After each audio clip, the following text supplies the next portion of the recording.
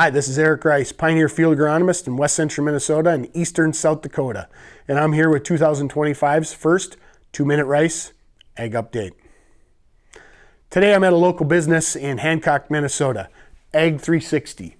They were nice enough to let me use their office and this nice row unit inside this warm space to kind of go over a quick planter checklist for you before spring hits.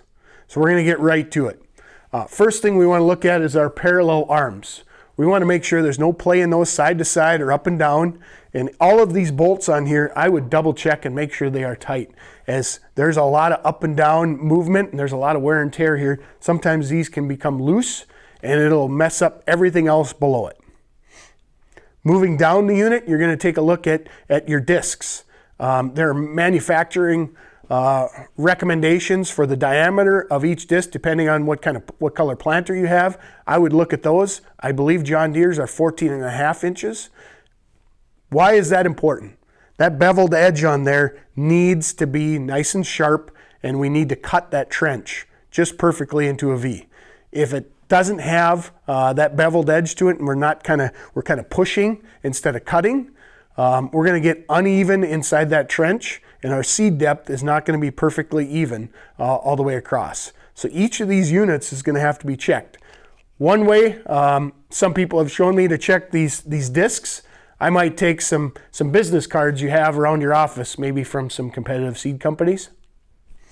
You could throw down here and make them useful and put on each side of that disc where they close and measure that distance between them.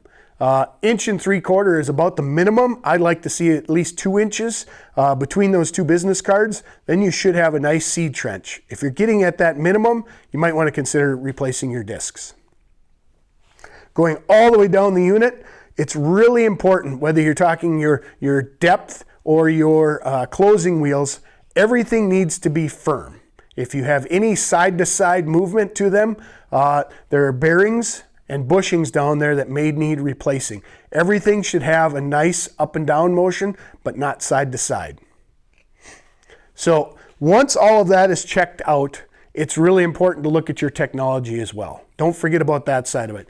You've got your meters, your seed tubes, and then your wiring. Okay, I'm going to really look at my sensors. My sensors and wiring really are important and tend to be a pinch point of our time and troubles as spring hits. So I'm checking those wires all the way, and if there's anything loose, I'm zip tying them right to the frame and making sure that there's no way they can be damaged throughout the season. And then finally, I'm hooking up my monitor. I'm making sure that monitor works and it's reading to the planter. And your recs. So if you have any seeding recs or planting recs, make sure those upload to your planter so you're ready to rock as soon as Mother Nature tells us we may. And as always, once you get everything hooked up, I'm always checking in my yard, in a corner of a dry field, just to make sure that we're dropping seed. Our seed trench is right in the middle of our closing wheels. Everything should be centered and perfect. If it's not, there are ways to double check moving up the ladder of where your problem might be. If you have any further questions, feel free to contact a local Pioneer Agronomist or Pioneer Agency. We'd be happy to help you out. Thanks and have a great day. That concludes this Pioneer Agronomy video podcast.